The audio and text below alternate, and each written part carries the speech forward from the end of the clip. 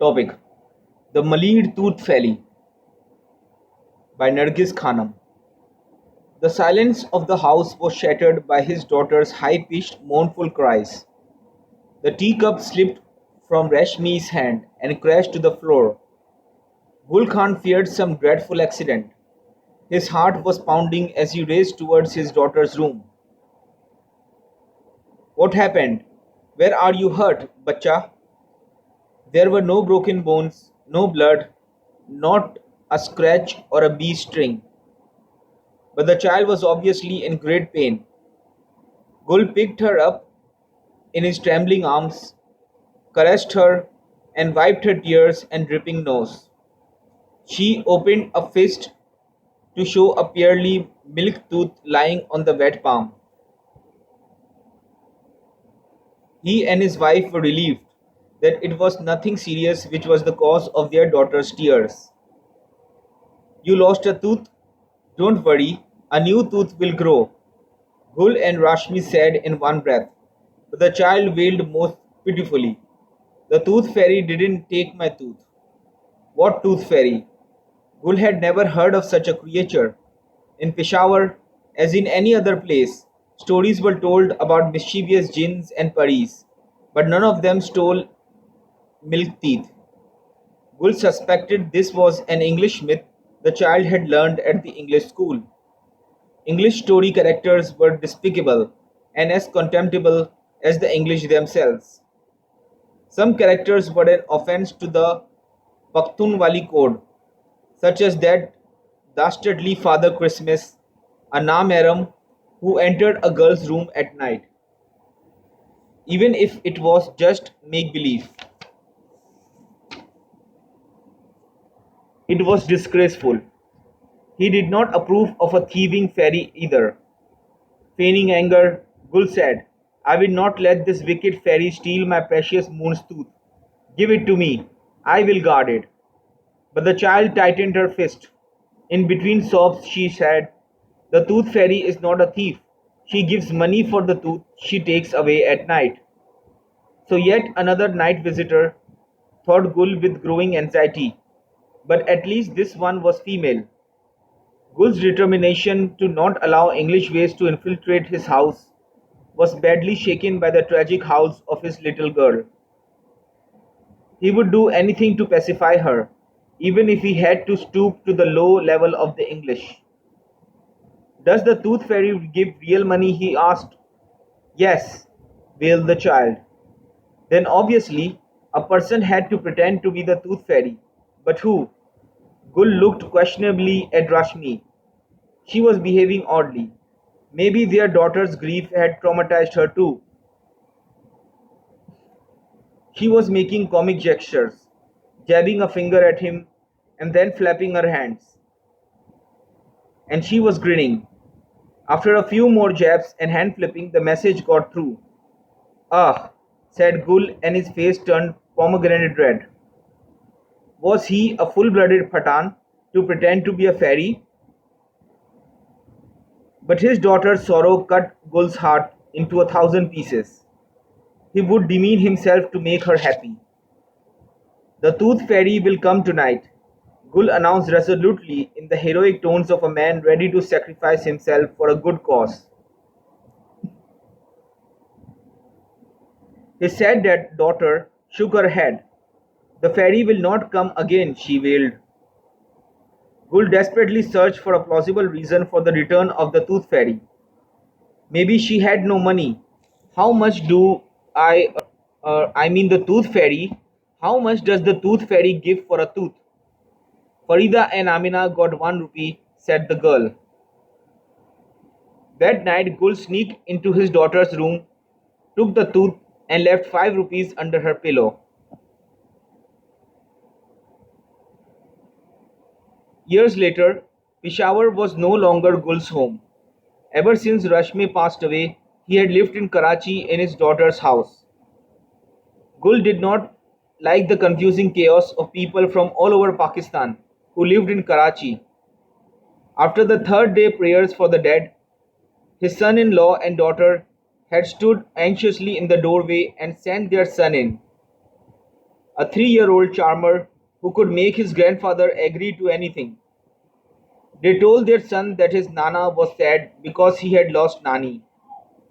The boy understood Gul's sadness because he was also sad when he lost a toy. Then Abba would hug him and promise to get a new toy. The boy crawled onto Gul's lap and hugged him. Don't cry, Nana. When you come to live with me, Abba will get you a new Nani.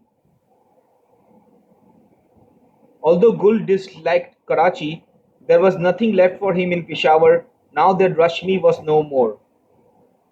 From the day he was born, the boy was Gul's entire world. His love for his daughter took second place now. Now he cherished mementos of the boy. A pair of booties, a baby's vest, and a cute cap were hidden in his old suitcase. So when the boy's first tooth began to shake a little, Gul polished his beloved Rashmi's tiny silver box in which she had kept cardamoms. He went to the bank so he could get 10 1 rupee coins. Taking a long time to select the brightest and newest, he stuffed the silver box and coins in a stocking, wrapped it in newspaper, and hid the packet on top of the cupboard in the room he and the boy shared. Each day he examined the tooth. He told the boy not to wiggle the tooth because God would not let a new tooth grow and the boy would be toothless forever. Only Gul was allowed to touch it. Silently, Gul asked God to forgive these necessary lies. On the day the tooth was probably going to fall, Gul was alarmed when the boy's father announced an overnight picnic at a farm in Malir, to which he had invited several friends. Gul disliked picnics. His Pakhtungwali code did not permit tomfoolery such as this. The people of Karachi had no dignity. Their idea of fun was loud music, loud laughter, and screaming and screeching like monkeys. On the drive to the farm, the boy sat on Gul's lap. A dull ache in the loose tooth made him irritable. When will we reach the farm? Drive faster, Abba, he whispered incessantly. At last, the car turned into the farm gate and stopped before a large bungalow nestled under a magnificent banyan tree. There were guava, mulberry, and tamarind trees all around, and the chief attraction, a swimming pool. The boy immediately forgot to fret and shot out of the car, stripping his clothes as he ran to the swimming pool.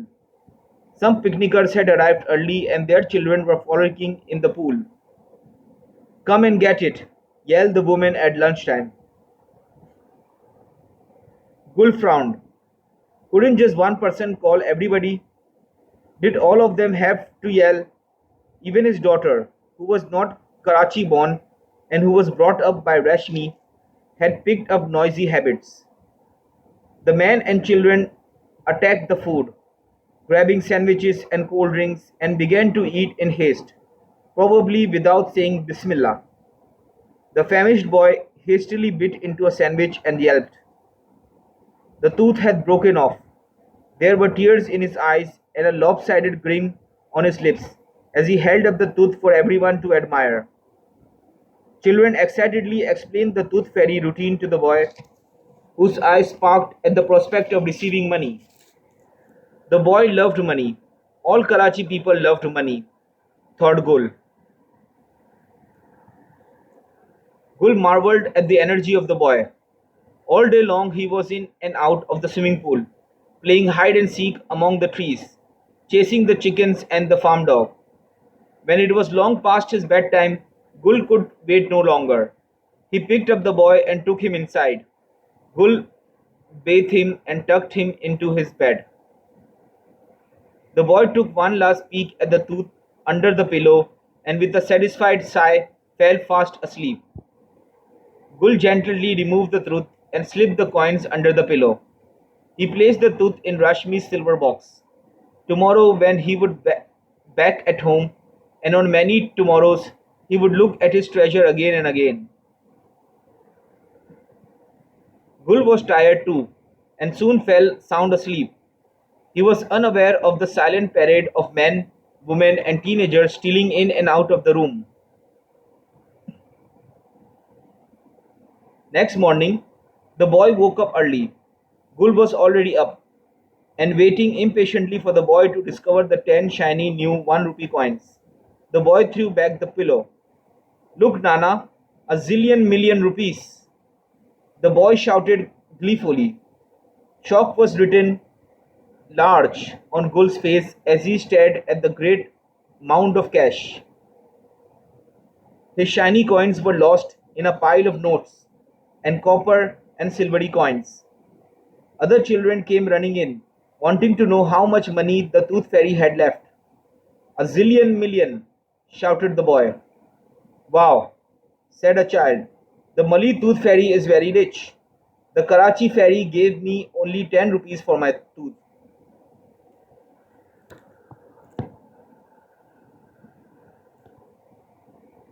Nobody noticed Gul's crestfallen face, but all was not lost. Gul gently gripped the silver box lying in his pocket.